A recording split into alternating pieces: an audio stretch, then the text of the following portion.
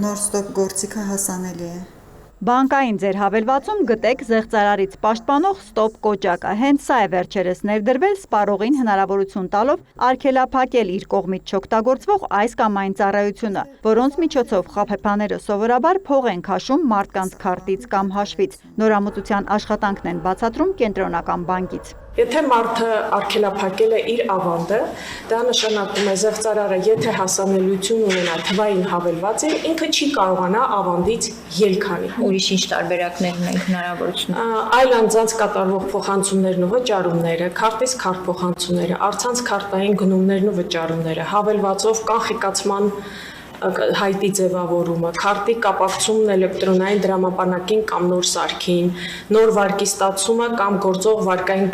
գծի չօգտագործված մասի օգտագործումը։ Կոնկրետ ես անմիջապես հեռակա օնլայն վարկ վերցնելու ծառայությունն եմ փակում, քանի որ ըստ վիճակագրության խաբեբաներն ամենահաճախ այդ ձևով են բնակչությանը ֆինանսական ծուղակը գցում։ Անցած տարի գլխավոր դրամատուն դիմաց 876 միլիոն դրամ վնասով 1102 տուժողից 643 դեպքում զեղծարարը հենց վարկ է ձևակերպել։ Իդեպ վարկի արգելափակումը չի նշանակում, թե դրանից հետո չեք կարողանա հավելվածով մարումներ անել, վստահեցնում է Կենտրոնական բանկի սպառողների զորակցման կենտրոնի ղեկավարը։ Վարկի արգելափակում նշանակում է նոր վարկ չեմ ուզում ստանալ,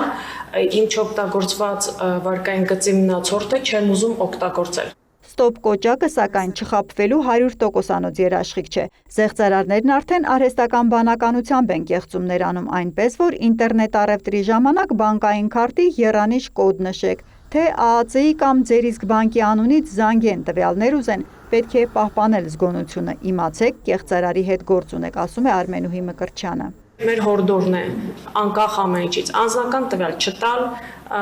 որևէ կազմակերպության անունից դիմելու դեպքում չվստահել եւ հեռախոսը դնել, հղումներ չսխմել։ Հայաստանում փորձը ցույց է տալիս ֆինանսական զեղծարարներից ավելի շատ տուժում են ոչ թե հավելվածներից գլուխ չհանող թոշակառու տատիկ, պապիկներն, այլ ես ամեն ինչ գիտեմ, ինձ խաբել չի լինի ասողները։ Եթե այնուամենայնիվ զգում եք թակարդն եք ընկել, շտապեք ստոպ տալ սկսված պրոցեսին։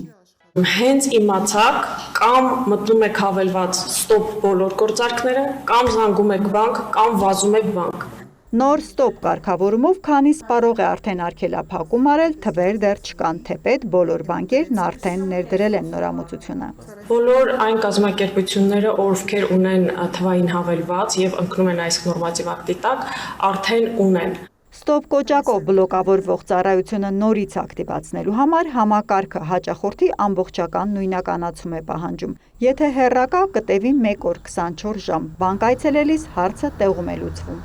Հերմինե Բաղդասարյան, Արման Թովմասյան, լուրեր։